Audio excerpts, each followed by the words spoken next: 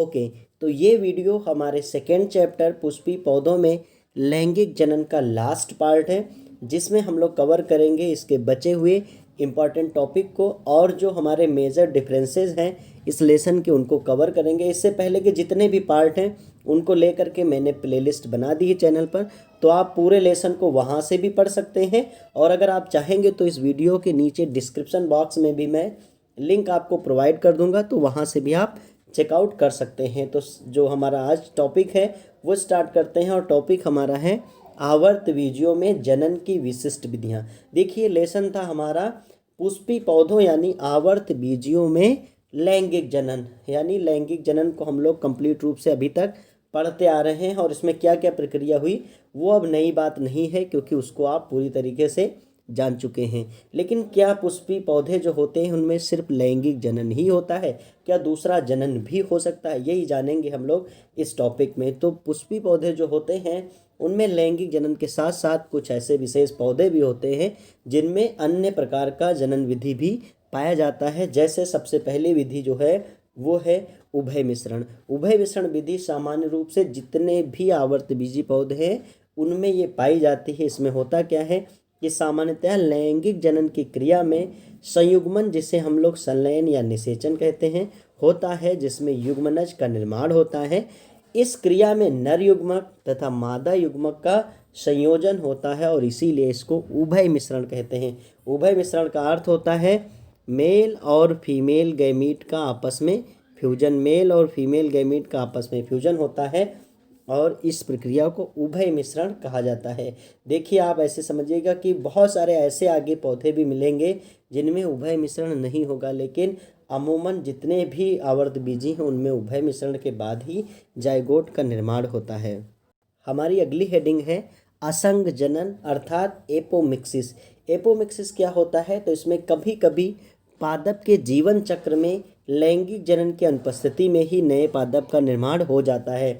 अर्थात जो आवर्तबीजी पौधा है उसका पूरे जीवन काल में लैंगिक जनन आवश्यक रूप से होता है, लेकिन जब ना हो अनुपस्थिति में ही नए पादप का निर्माण हो जाता है, तो इस क्रिया को ही हम लोग असंग जनन कहते हैं। और इसकी खोज किया था विंकलर नामक वैज्ञानिक ने किया था। ये दो प्रकार से हो सकती है।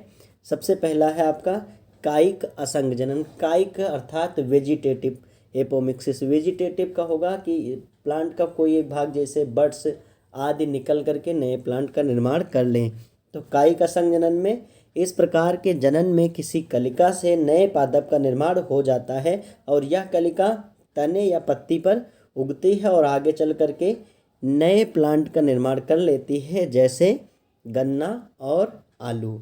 नेक्स्ट अगर हम देखते हैं तो नेक्स्ट है हमारा दूसरा, इसी का पार्ट है। किसका पार्ट है हमारा?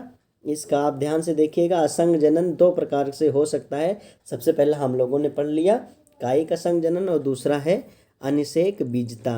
अनिषेक बीजता का अर्थ होता है इस प्रकार के प्रजनन में लैंगिक जनन की अनुपस्थिति में ही बीज का निर्माण हो जाता है। लेकिन अभी तक हम लोगों ने जो पढ़ा था उसमें लैंगिक जनन होता था और इसके बाद बीज का निर्माण होता है, लेकिन इस प्रोसेस में बिना लैंगिक जनन के ही बीज का निर्माण हो जाता है। इसके एग्जाम्पल अगर हम देखें तो नींबू है, नागफनी है, पार्थिनियम आदि में ये सब हो जाता है।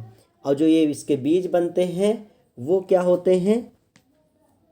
संयुग्मन या अर्धसूत्री विभाजन की जो प्रक्रिया होती है वो इनमें नहीं पाई जाती है। इसके जो बीज होते हैं उनमें नहीं पाई जाती है। नेक्स्ट हमारा जो इम्पॉर्टेंट है, ये आप बहुत इम्पॉर्टेंट कर लेंगे, अनिषेक जनन, जिसमें से अनिषेक फलन अभी मैं आपको पढ़ाने वाला हूँ, वो भी बहुत ज़्यादा एग्जाम में पूछा जाता है। तो अनिषेक जनन को इंग्लिश में कहते हैं पार्थेनोजेनेसिस। इस प्रक्रिया में बिना निषेचन के अंडे से भ्रूण का विकास होता है, यानी जो अंडा है वो बिना निषेचन के ही भ्रूण बन जाता है। और बिना निषेचन का है तो अर्थात ये फर्टाइल नहीं होगा, यानी इससे आगे चल कर के नए पौधे का निर्माण नहीं होगा। और इसके एग्जाम्पल है आपके धतूरा और आलू आदि। अब इसकी जो एक इम्पॉर्टेंट हेडिंग हमने अभी आपसे कहा था, अनिषेक फलन पार्थेनोकार्पी, ये बहुत बार एग्जाम में पूछा गया है। और ज़्यादातर जब भी आप मेडिकल साइड के जितने भी पेपर देते हैं तो उसमें भी 1 या 2 नंबर से क्वेश्चन इससे आ सकते हैं कि अनिषेक फलन क्या है। तो कुछ पादपों में परागण एवं निषेचन के बिना भी फल का निर्माण हो जाता है, विदाउट पॉलिनेशन परागण भी नहीं हुआ और निषेचन भी नहीं हुआ और फल का निर्माण हो गया। और जो ये फल बनेंगे वो कैसे होंगे? बीज रहित होंगे, अर्थात इसमें बीज नहीं पाए जाएंगे। इसे ही हम लोग अनिषेक फलन कहते हैं। आपने बहुत सारे ऐसे फल खाए होंगे जिनमें आपको लगता होगा कि अगर ऐसा होता कि इसमें बीज ना होता तो खाने का कुछ मज़ा ही और होता। जैसे नींबू, सबसे ज़्यादा जो बीज खलता है वो किसका? नींबू का। जब भी आप नींबू निचोड़ते हैं तो उसका जो सीड होता है वो बहुत ज़्यादा डिस्टर्ब करता है। ऐसे ही तरबूज, तरबूज का सीड जो है वो खाने का मज़ा बहुत किरकिरा कर देता है, क्योंकि जैसे ही आप एक पीस खाते हैं आपको बहुत सारा क्या सीड मिलता है। तो ऐसे में साइंस है तो समस्याओं का समाधान जरूर होता रहता है।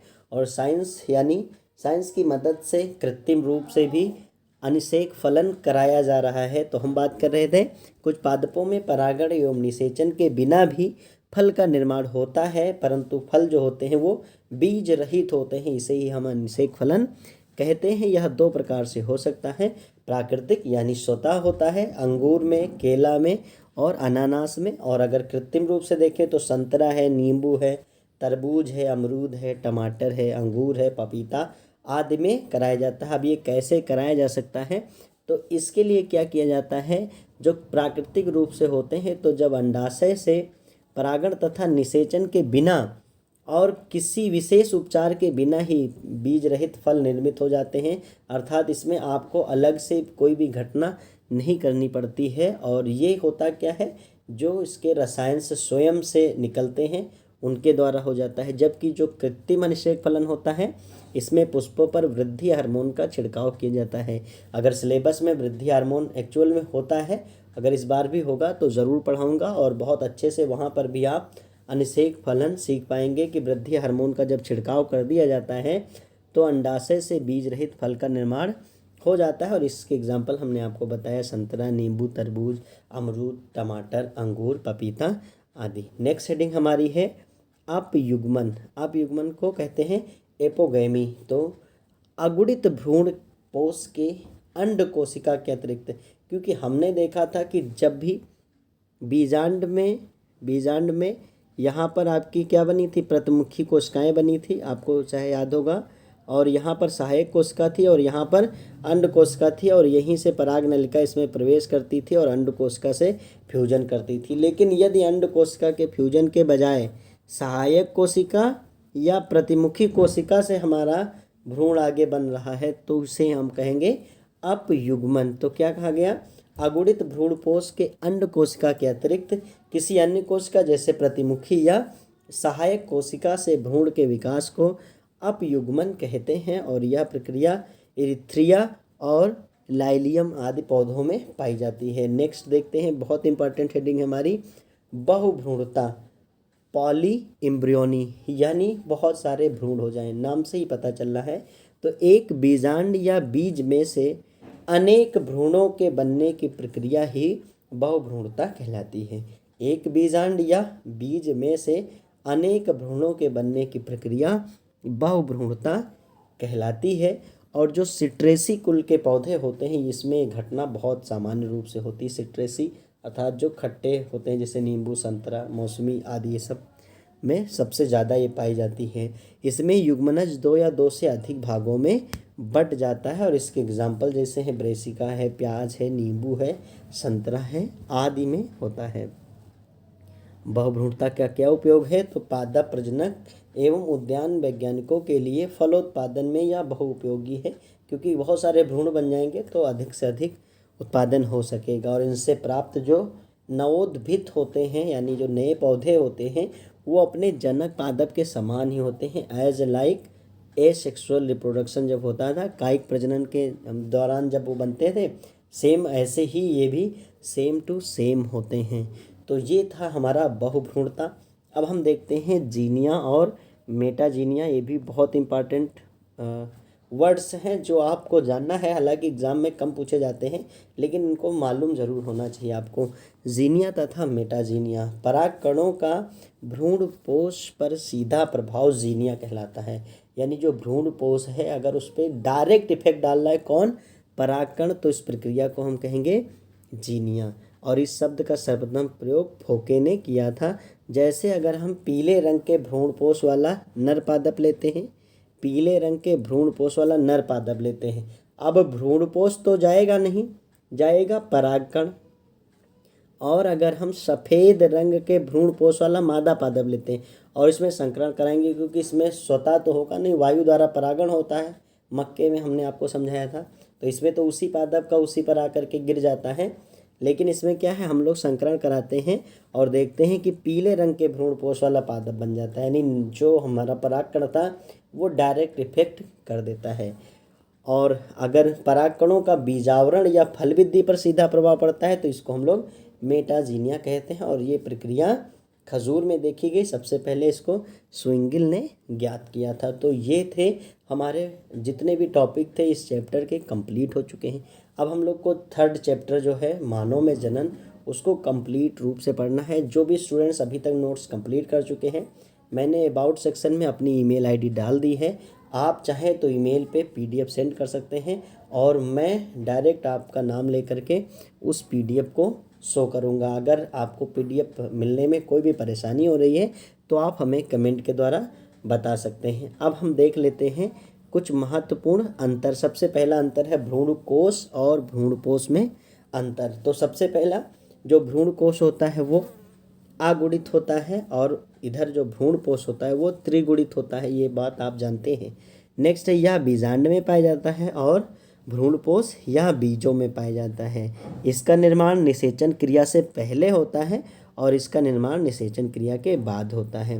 भ्रूणकोश में भोजन संचित नहीं होता है और जबकि भ्रूणपोष में भोजन संचित रहता है। नेक्स्ट हम देख लेते हैं हमारा बीजांड और बीज में बहुत ज़्यादा कन्फ्यूजन होता है। तो बीजांड क्या है? बीजांड वास्तव में अंडाशय में निषेचन से पूर्व पाए जाने वाले महाबीजाणुधानी हैं, जबकि बीज का निर्माण फल में होता है।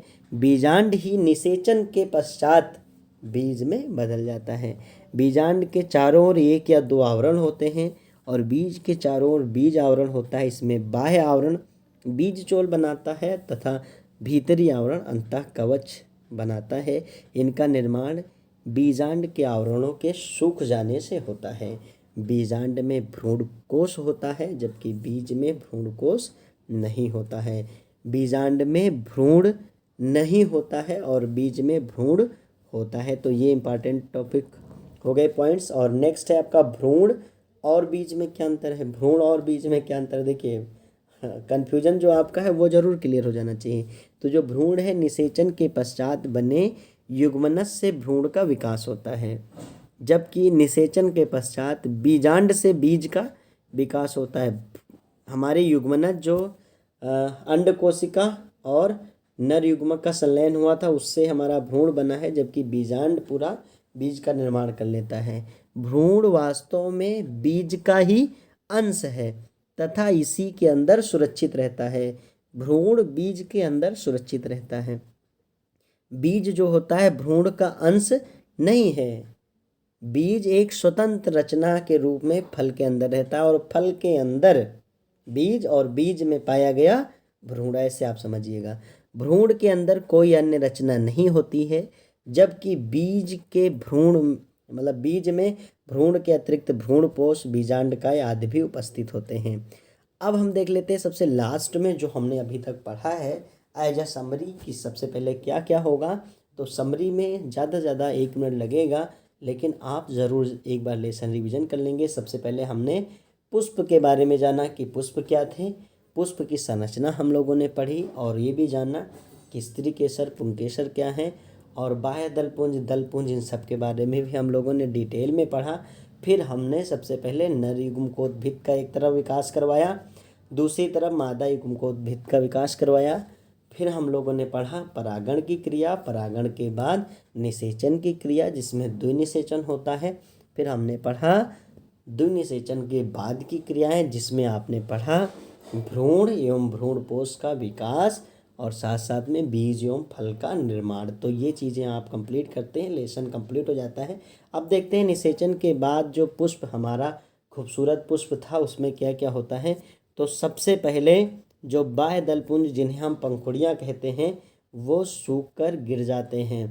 बाह्य दलपुंज हरे कलर के होते हैं, वो भी सूखकर नीचे की ओर गिर जाते हैं। और दलपुंज अर्थात जो पंखुड़ियाँ होती हैं वो भी सूखकर गिर जाती हैं। पुंकेसर भी सूखकर गिर जाते हैं। वर्तिकाग्र और वर्तिका भी सूखकर गिर जाते हैं। अंडाशय की भित्ति फल भित्ति बना लेती है। बीजांड बीज बना लेते हैं। बीजांडकाय प्रायः नष्ट हो जाते हैं, लेकिन कभी कभी परिभ्रूणपोष बनाते हैं। और जो बाह्य आवरण होता है बीजांड का, वो बीज चोल बना लेता है। अंतः आवरण अंतः कवच बना लेता है। बीजांड व्रंत जो होते हैं वो नष्ट हो जाते हैं। बीजांड द्वार के रूप में ही बना रहता है। और वहीं सहायक कोशिकाएं नष्ट हो जाती हैं। अंड कोशिका भ्रूण बना लेती है। प्रतिमुखी कोशिकाएं नष्ट हो जाती हैं और द्वितीयक केंद्रक भ्रूणपोष बनाता है। द्वितीयक केंद्रक हमने समझाया नहीं था कि जो पराग नली था उसका एक केंद्रक अंड कोशिका से मिलकर भ्रूण बनाता है और दूसरा केंद्रक था वो द्वितीयक केंद्रक से मिलकर के भ्रूणपोष बनाता है। तो आई थिंक ये चैप्टर आपको पूरी तरीके से समझ आ चुका होगा। अगर इस चैप्टर में A to Z कहीं भी कोई भी आपको परेशानी होती है तो आप निसंकोच हमें कमेंट में कह सकते